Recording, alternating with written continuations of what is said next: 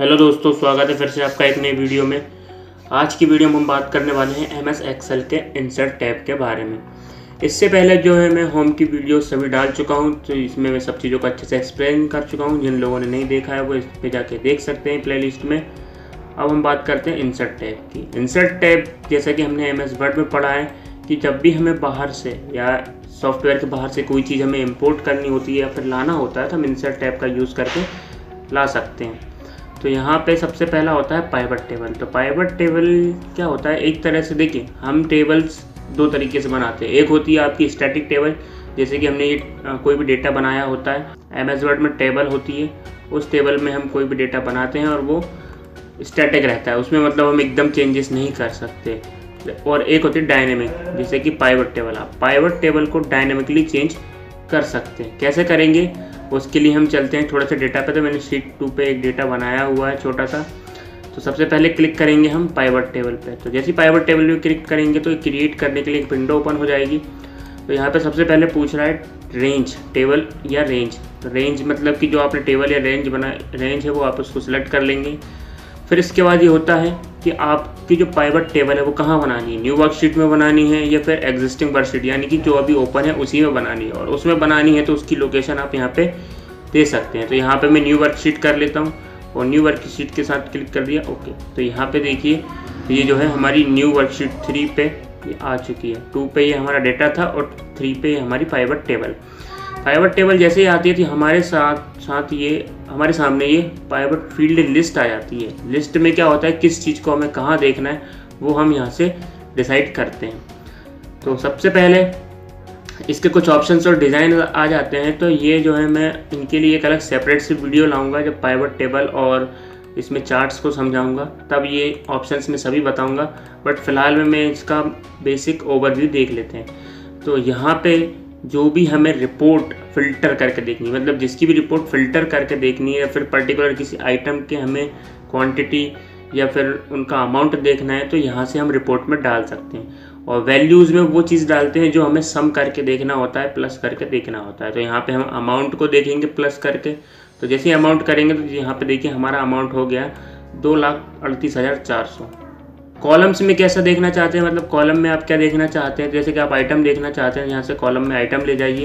तो ये देखिए कॉलम में जो है वो आइटम आ गए आपके कि केबिन कितने का है, CPU कितने के हैं, फ़ैन कितने के हैं, हार्ड डिस्क कितने की है, कीबोर्ड कितने के हैं, मॉनिटर, और ये सब आपको यहाँ पे दिख रहा होगा। और ये टोटल आइटम कितना है। यदि आप कॉलम में ही क्वांटिटी देखना चाहते हैं तो उसकी जस्ट नीचे क्वांटिटी ले आइए। तो केबिन 1 है जिसका 500 है, तो केबिन का टोटल आ गया। CPU 20 है और यहाँ पे आपको उसका टोटल अमाउंट दिख जाएगा। इस तरीके से सबका आपको अमाउंट और क्वांटिटी दिख जाएगा। यदि आपको यहीं पे रेट भी देखना है तो यहाँ से रेट भी आप देख सकते हैं। तो यहाँ से आपको रेट भी दिख जाएगा पूरा। केबिन का जो है वो एक क्वांटिटी है और इसका रेट 500 है और उसका टोटल अमाउंट 500 है। सेम चीज़ यहाँ पे 20 क्वांटिटी है, 5,000 पर के हिसाब से है और यहाँ पे इतना अमाउंट बन रहा है। फ़ैन कितने हैं, 22 है, 150 के अकॉर्डिंग है और यहाँ पे। तो इस तरीके से आप किसी भी टेबल को डायनेमिकली चेंज कर सकते हैं। आपको ये सब रो में देखना है तो यहाँ से आप रो में कर सकते हैं। इसको रो में करने के लिए यहाँ इसको रो में ले आइए। तो ये देखिए रो में आ गया है। क्वांटिटी और रेट आपको यहाँ देखना चाहते हैं तो ऐसे दिख जाएगा। तो ये देखिए इस तरीके से हम डायनेमिकली किसी भी टेबल को चेंज कर सकते हैं। और यदि आपको आइटम फिल्टर करके देखना है तो फिल्टर में भी जा सकते हैं। तो जैसे आप फिल्टर में क्लिक करेंगे यहाँ पे तो ये देखिए आइटम फिल्टर में आ गया। जिस आइटम को देखना है सिर्फ उसको क्लिक किया हमने तो ये देखिए हार्ड डिस्क के बारे में पूरी इन्फॉर्मेशन दे देगा कि कितनी मंगानी थी, कितने का प्राइस है। तो 13 हमने क्वांटिटी बोली है और 800 उसका पर का प्राइस है। केबिन देखना है तो केबिन यहाँ पे एक क्वांटिटी है और 500 उसका रेट है। तो जैसा आप देखना चाहें देख सकते हैं। ऊपर क्वांटिटी देखना है तो ऊपर क्वांटिटी आ जाएगी, नीचे रेट आ जाएगी। और ऊपर रेट देखना है तो ऊपर रेट आ जाएगा, नीचे क्वांटिटी आ जाएगी। यदि क्वांटिटी आपको कॉलम में दिखानी है तो कॉलम में दिख जाएगी। तो ये आपकी रेट है और ये क्वांटिटी है। और जिसको हटाना है तो यहाँ से हटा भी सकते हैं और साथ में दिखाना है तो दिखा सकते हैं। तो जिस तरीके से आपको इसको चेंज करना है फटाक से चेंज कर सकते हैं। तो ये थी हमारी पाइवट टेबल। फिर इसके बाद बात करते हैं टेबल की। तो टेबल जैसा कि हमने होम टैब में पढ़ा था, ये फॉर्मेट एज टेबल और यहाँ पे इसको टेबल में कन्वर्ट करना। बात एक ही है। वो टेबल पे हम क्लिक करेंगे तो सबसे पहले पूछेगा रेंज सेलेक्ट करिए, तो रेंज जो है हम ऑलरेडी सिलेक्ट कर चुके हैं और इसके बाद कर दीजिए ओके। तो ये देखिए एक टेबल में कन्वर्ट हो चुकी है। टेबल में कन्वर्ट होने के बाद इसमें फ़िल्टर्स लग जाते हैं, तो वो फ़िल्टर आप यहाँ से हटा सकते हैं। तो ये मैंने फ़िल्टर हटा दिए। इसके बाद आप इसमें कलरिंग वगैरह डिज़ाइनिंग यहाँ से चेंज कर सकते हैं। तो यहाँ से आपको जैसे चेंज करना है कर सकते हैं, और इनके जो बाकी का ऑप्शन है मैं पिछले वीडियो में बता चुका हूँ, तो वहाँ से आप इनको देख सकते हैं। अब बात करते हैं पिक्चर की। तो पिक्चर क्या होता है, हमें शीट में कोई पिक्चर यदि हमें बाहर से इंपोर्ट करनी है, लानी है, तो हम यहाँ से पिक्चर में से ला सकते हैं। पिक्चर पे क्लिक करेंगे, सैंपल आपको जहाँ से जो पिक्चर लानी है ला सकते हैं। और पेंगुइन्स जो मैंने क्लिक किए तो यहाँ से हम उसको एडजस्ट कर सकते हैं। इन पिक्चर्स का यूज़ हमें लोगो वगैरह लगाने के लिए करते हैं। जैसे किसी टेबल पे आपको किसी कंपनी का लोगो लगाना है तो उसका यूज़ कर सकते हैं, या फिर आपको कोई अलग से आपको कुछ एक्स्ट्रा कुछ लगाना है तो वो लगा सकते हैं। और कॉपी पेस्ट करके आप इसको 2 जगह यूज़ कर सकते हैं जैसा आप चाहें। तो ये आपके शीट में उस तरीके से दिखाई देगा। Ctrl F2 दबाकर आप प्रिंट प्रीव्यू देख सकते हैं कि ये कैसे लगेंगे। तो मेरे हिसाब से ठीक नहीं लग रहा है, एक हटा देते हैं। तो यहाँ पे हमने एक हटा दिया है। फिर बात करते हैं क्लिप आर्ट। तो यहाँ से हम क्लिप आर्ट ला सकते हैं, जो हमारे कंप्यूटर में ऑलरेडी इमेजेस होती हैं तो वो आप ला सकते हैं। मैं गर्ल करके सर्च करता हूँ तो यहाँ से देखिए गर्ल आ गया है, और इसको आप जहाँ चाहें वहाँ यूज़ कर सकते हैं। यदि आप ऑनलाइन हैं तो आप और भी ज़्यादा सर्च कर सकते हैं। यहाँ से कुछ नहीं करना, आपको इसको वेब कलेक्शन स्कोर सेलेक्ट कर देना या फिर एवरीवेयर कर देना। अब आप जो भी सर्च करेंगे वो इंटरनेट पर भी ढूंढा जाएगा। तो देखिए इंटरनेट पर भी ढूंढकर हमें ये इतनी सारी इमेजेस मिल गई हैं। आप जो चाहें वो यूज़ कर सकते हैं, सिर्फ आपको क्लिक करना है। तो इस तरीके से हम किसी भी इमेज को यूज़ कर सकते हैं। फिर होता है शेप्स। तो आपको यहाँ से कोई शेप चाहिए तो यहाँ पे आप शेप ले सकते हैं, और उस शेप में आप यहाँ से जिस तरह के कलर चेंज करना चाहते हैं, शेप को एडिट करना चाहते हैं, शेप चेंज करना चाहते हैं तो कर सकते हैं एज यू विश। यहाँ से होता है टेक्स्ट बॉक्स। टेक्स्ट बॉक्स मतलब लिखने के लिए बॉक्स चाहिए आपको, तो यहाँ से टेक्स्ट बॉक्स भी ले सकते हैं। जैसे कि मैंने एक शेप लिया, और शेप लेने के बाद इसके अंदर कुछ लिखना है तो राइट क्लिक करके हम एडिट टेक्स्ट में जाके लिख सकते हैं। अब मैं इसके अंदर जो भी लिखूँगा वो लिख सकते हैं। जैसे कि मैंने लिखा,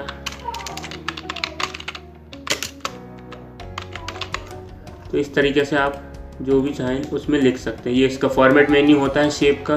तो इसमें जैसे हमने MS वर्ड में पढ़ा हुआ है सेम टू सेम वही के वही है। जिन लोगों ने नहीं देखा है वो वहाँ जाके देख सकते हैं। यहाँ पे आई बटन में आपको उसकी प्लेलिस्ट मिल जाएगी, और यहाँ पे इफेक्ट वगैरह डालना है तो वो भी आप डाल सकते हो। तो जिस तरह का आपको करना है कर सकते हैं। और यहाँ पे इसको फिल को चेंज करना है तो इसके फिल को चेंज आप कर सकते हैं। कुछ पिक्चर देना है तो पिक्चर भी दे सकते हैं आप। तो देखिए पिक्चर आ गई।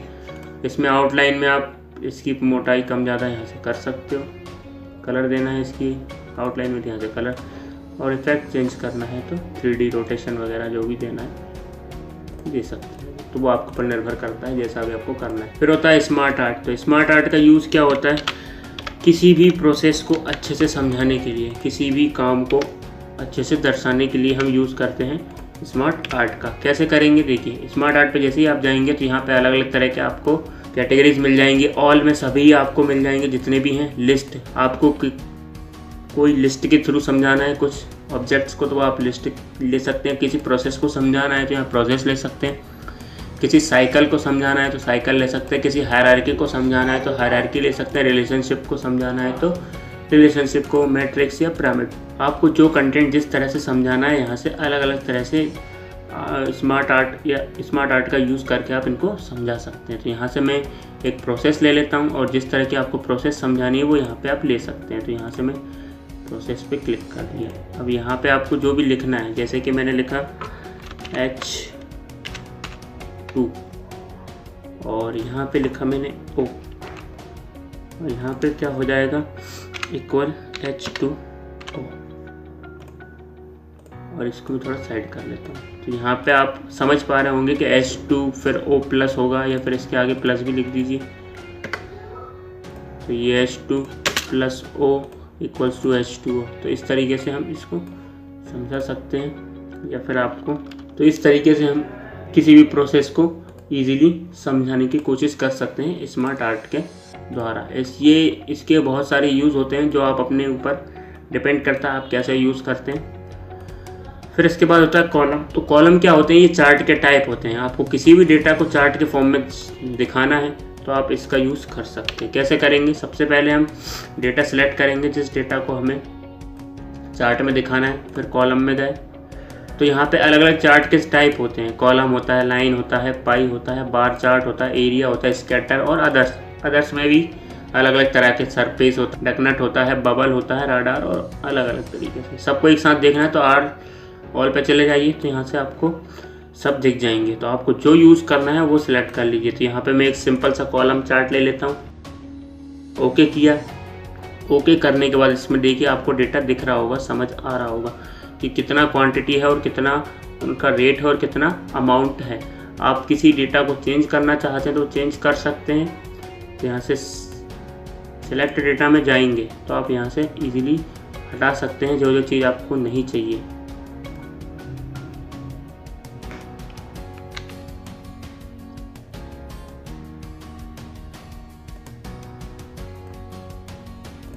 तो ये देखिए मैंने कॉमा करके इनका माउस का ये अमाउंट लिया है, ये मैंने कीबोर्ड का अमाउंट लिया है, CPU का, SMPS, हार्ड डिस्क, रैम और इन सब का सिर्फ अमाउंट ही अमाउंट लिया है। तो यहाँ से आप अमाउंट अकेला ले सकते हैं। आपको कुछ और चेंज करना है तो आप कुछ और भी चेंज कर सकते हैं। जैसे कि मैंने सिर्फ इतना लिया, फिर कॉमा इनका अमाउंट लिया और ओके कर दिया। तो जिन जिन लोगों का आपने अमाउंट लिया है सिर्फ वो सिलेक्ट हो जाएंगे।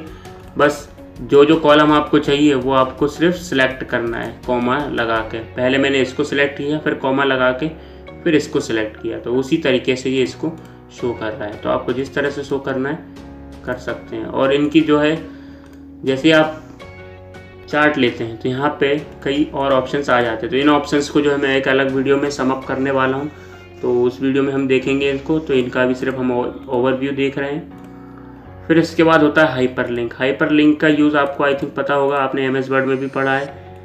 तो कैसा यूज़ होता है, जैसे कि मान लीजिए मैं चाहता हूँ कि इस पर मैं क्लिक करता हूँ और क्लिक करने के बाद मैं किसी दूसरे फाइल पर पहुँच जाऊँ, तो वो हाइपरलिंक से संभव है। तो जिस पर आप लिंक क्रिएट करना चाहते हैं सबसे पहले उसको सिलेक्ट किया हमने और हाइपरलिंक पे गए। हाइपरलिंक पे जाने के बाद हम ब्राउज़ पर जाएंगे कि किस फाइल को आप ओपन करना चाहते हैं सीधे। तो यहाँ से मैं एक फ़ाइल ले लेता हूँ salary1 के नाम से जो है, और ओके कर दिया और ओके कर दिया। तो ये देखिए ये इस तरह से आपको एक लिंक के फॉर्म में दिख रही है। तो आप जैसे इस पर क्लिक करेंगे तो जो आपकी फ़ाइल है वो ओपन हो जाएगी। तो ये देखिए वो फाइल ओपन हो चुकी है सैलरी के नाम से। इस तरीके से हम कोई भी लिंक बना सकते हैं। फिर होता है टेक्स्ट बॉक्स। तो टेक्स्ट बॉक्स से क्या होता है, किसी भी टेक्स्ट को लिखने में मदद। तो जैसे कि हमें यहाँ पे कुछ टेक्स्ट लिखना है तो यहाँ से हम टेक्स्ट लिख सकते हैं। तो जैसे कि मैं लिख लेता हूँ परचेज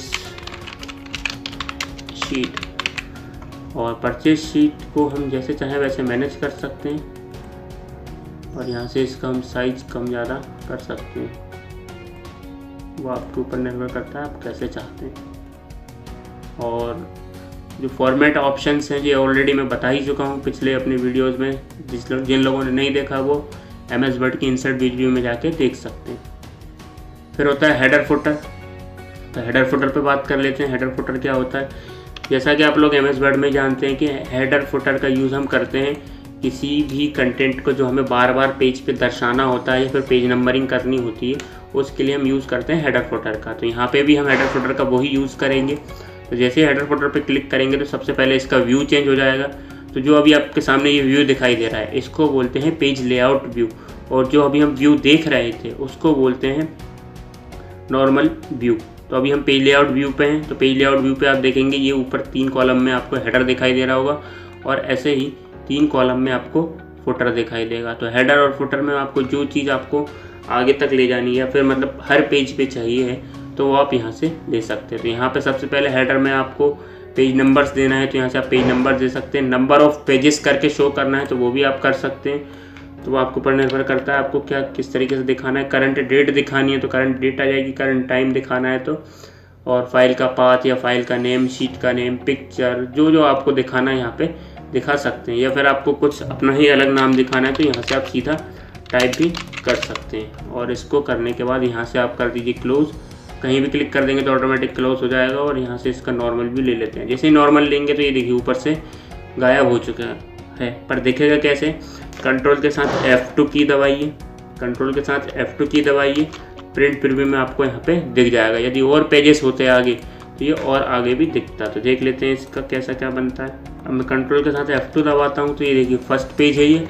सेकंड पेज पे जाऊँगा तो सेकंड पेज पे भी आप देख सकते हैं कि हेडर आपको मिलेगा। यदि आप कोई चीज़ फुटर में डालते हैं तो फुटर में मिलती है और हेडर में डालते तो हेडर में मिलती है। फिर इसके बाद होता है वर्ड आर्ट। तो यहाँ पे अलग अलग तरह के वर्ड आर्ट होते हैं जिनका यूज़ आप कर सकते हैं। तो जनरली एक तरह से ये हमारे टेक्स्ट बॉक्स ही होते हैं, बस इसको थोड़ा सा मॉडिफाई कर दिया होता है। मॉडिफाई मतलब इसमें सारी चीज़ें ऑलरेडी होती है तो वो आप अपने हिसाब से कर सकते हैं मैनेज। तो जैसे कि मैं अपना नाम चैनल का लिख देता हूँ और इसको आप जैसे चाहें वैसे ड्रैग कर सकते हैं। तो इनका साइज छोटा करना पड़ेगा तभी ये जाएंगे, ठीक है। तो इस तरीके से आप किसी भी शीट पे ये यूज़ कर सकते हैं। फिर इसके बाद होता है सिग्नेचर लाइन। तो सिग्नेचर लाइन में यही होता है कि आप अपनी सिग्नेचर यहाँ पे ऐड कर सकते हैं। आप यदि चाहते हैं किसी डॉक्यूमेंट पे सिग्नेचर करना। फिर इसके बाद ऑब्जेक्ट होता है। तो ऑब्जेक्ट क्या होता है कि किसी दूसरे सॉफ्टवेयर की फ़ाइल को यहाँ पे लाके आप यूज़ कर सकते हैं। तो यहाँ से मैं ऑब्जेक्ट पे जाऊँगा और यहाँ पे होती है क्रिएट न्यू। क्रिएट न्यू में क्या होता है, आपको तुरंत ही फाइल बनानी होती है। जैसे कि मैं MS वर्ड पे जाता हूँ तो इसमें क्या होगा, मुझे अभी तुरंत फाइल बनानी होगी। तो यहाँ पे आप देख सकते हैं फाइल बनाने का सीधे ऑप्शन आ चुके हैं और आपके मेन्यूज चेंज हो गए हैं। तो ये आपका होम खुल गया, मेलिंग्स खुल गया, रिव्यू, रेफरेंस, ये सब आपके वर्ड के ऑप्शन है। तो आप यहाँ पे कुछ भी क्रिएट कर सकते हैं MS वर्ड से रिलेटेड।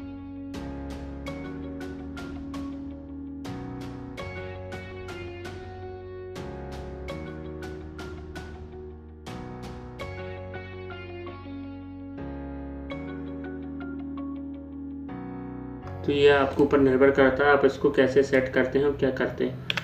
और ये तो था जब हमें फाइल तुरंत ही बनानी है। मान लीजिए पहले से बनी हुई है तो क्रिएट फ्रॉम फाइल में जाएंगे, ब्राउज पे जाएंगे तो यहाँ से हम पहले से बनी हुई फाइल को ले सकते हैं। तो ये मैं सैलरी को इंसर्ट कर लेता हूँ और ओके कर देता हूँ। तो यहाँ से देखिए पहले से बनी हुई फाइल का ये डेटा आ चुका है। भले ये एक्सेल की फाइल है बट ये जो है एक इमेज की तरह काम करेगी।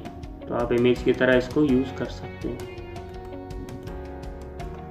और फिर होता है सिंबल। तो आप यहाँ से किसी भी सिंबल का उपयोग करना चाहते हैं तो यहाँ से सिंबल का उपयोग कर सकते हैं। तो ये देखिए ये सिंबल आ चुका है। इसको आप छोटा बड़ा करेंगे तो ये छोटा बड़ा हो जाएगा। तो आज की वीडियो में बस इतना ही, क्योंकि इंसर्ट टैब हो चुका है ख़त्म। तो मिलते हैं अगली वीडियो में जिसमें हम बात करेंगे पेज लेआउट के टैब के बारे में और इसी तरह से आगे के जितने टैब हैं हम उनके बारे में डिस्कस करेंगे। तब तक के लिए पीस आउट।